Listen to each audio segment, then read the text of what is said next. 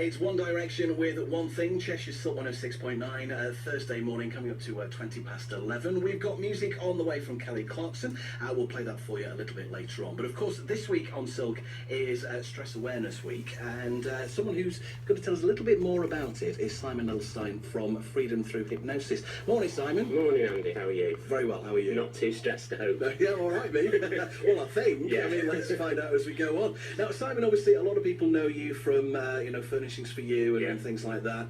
Obviously, you went to our Win a Wedding competition as well. Yes, so, I didn't win, but yes, we but had a friend of the station, yes, basically. Obviously, yeah. But this is what we would class a new venture, but this, I believe, is something you've been doing for quite a while, hypnosis. Oh, well over 20, 25 years. I got into it through an ex-girlfriend's husband. I was suffering a little bit myself and had a chat with him, and we worked on some hypnotherapy together, and I thought this is very, very interesting. So yeah, that's when I started about 20 years ago. I actually took all the qualifications and got the exams, and trained at Tameside General Hospital to get my diploma in hypnotherapy. And I suppose, obviously, I mean, you've been qualified sort of professionally over 2 years, but working with one of the highest instructors in the UK for over 24 years now, sure, to be exact. So a vast wealth of experience. Oh yeah, yeah.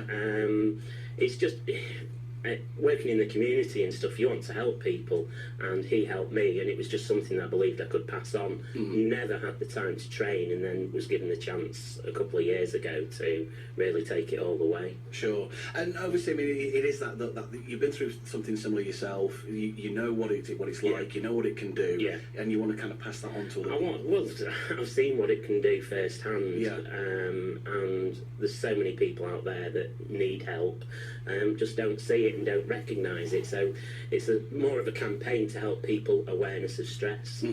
Well, stress, actually, because interesting, you handed me a leaflet here with a lot of information on it. I mean, I believe, I think, is the insurance company AXA reckon that stress-related illnesses have doubled in 4 years? Yeah, well, I'd say they've more than doubled the amount of clients I see. If you take it to the workplace, which is where the most important thing is, so 90% of sort of staff sickness or illness or anything like that is bad backs and stress. Stress is the main one of the main things besides injuries that keep people off work, and it's costing the country millions, if not billions. I think as well, I mean, looking at this list, I mean, there's like the psychological signs, the emotional signs. I mean, I'll just run through some of them here, because I mean, these are things that most of us will probably have suffered from at some point. Well, yeah, and don't realise it, and then if you do realise it, you don't do anything about it, but left unhelped, then physical signs are going to show. Sure. So, like psychological signs, inability to concentrate and make simple decisions, memory lapses. People might put that down to age, mightn't they? Yeah, well, I mean,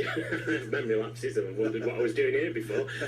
But yeah, you don't think about what causes stress. Everyone mentions stress. Oh, I'm stressed. Right now, it's a very easy thing for people to say, I am stressed. Yeah.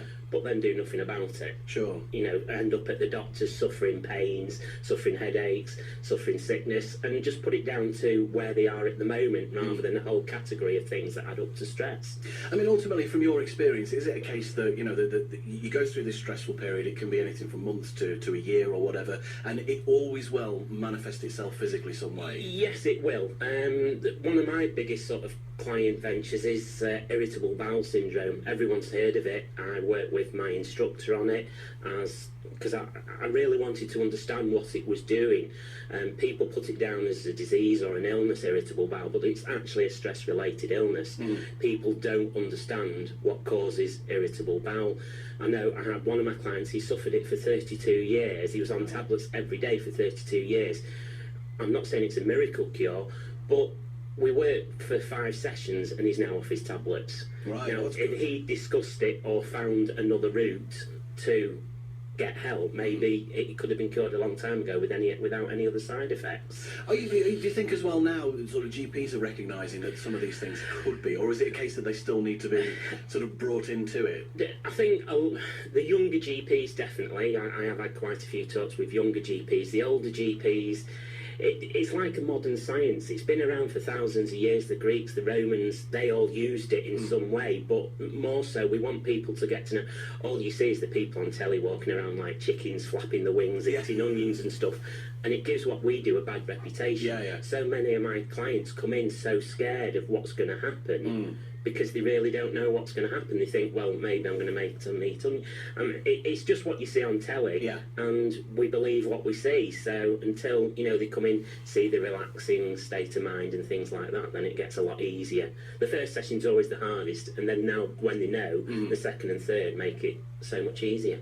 So the client comes to you, so we're talking stress in particular, but it can be for anything, can't it? They come to you, I mean, I've got the picture of the room on the website. It looks so relaxing. It's fantastic. Have you ever found a situation where it's difficult to get someone to go through with hypnosis? Are there some that aren't susceptible? It's really funny because sometimes you get someone in, and obviously we are governed by doctors' rules, so I can't give out names, I can't hypnotise people on the show, but they come in, and my first gentleman, he said, once I finished the room, because the room I completed myself, and he came and he said, oh, I've never been hypnotised, and I don't think I can. And he was one of my easiest clients. It's quite funny, the mind. Some people are very, very susceptible to it. Some people take a little longer. If you're quite close to the person, sometimes it can be quite hard because the subconscious just doesn't want to open up. But in general, if you've driven to work today and you arrive at the station and you think, how did I get here? That little bit is self-hypnosis. So it's a state of awareness, and we never take people sort of down to coma level. It operates about, in what's called the theta state, which is where people are so relaxed that the subconscious can come forward, but you're still aware of what's going on. And so people come to you, we're talking about necessarily stress here, obviously, but they come to you, how many sessions would it take? It depends what the issue is, pain management or headaches or irritable bowel. It's not like counselling. It doesn't take many sessions. Sometimes it can be one. The most I've ever worked with at the moment is 5. Because what we do at the end of the sessions, probably 4th or 5th session, is teach them self-hypnosis. So they're able to go to their own place and heal themselves within. And it's just about finding balance and peace. So you're giving away your secret? Well, victim of my own success, really. The quicker it works, obviously there's a cost involved, but the quicker it works, the better it is for the client. The more chance there is of recommending you. The more chance people say, oh, hang on, this is something I want to do, this is something I can enjoy. And it is about enjoying it, it's about making those changes. So, I mean, like we say, we've talked about stress, but this can be for anything at all. There isn't anything that someone's come to me and said, can you help me with? And I'm going, oh, hang on, what can I use? There's always a tool in the hypnotherapist bag for whatever it is. Headaches, pain, sickness, phobias. Phobias are massive with children, with even adults, needle phobia, dental phobia.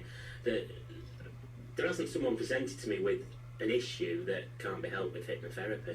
So if anybody wants to come to you for help, what's the best way of doing it? Well, first there's my number, which is on the website. I'm sure we'll cover the contact details later. My mobile number's there. There's a contact page on the website. I've even left some leaflets and cards in your reception. And just, if you go on the web, freedomthroughhypnosis.co.uk, you'll find us there with a contact page. Fantastic. Simon, thank you very much for coming in. It's a pleasure, Andy. Good luck with the venture. I'm sure it's going to be a great success. And no doubt we'll speak to you again very soon. You sure will.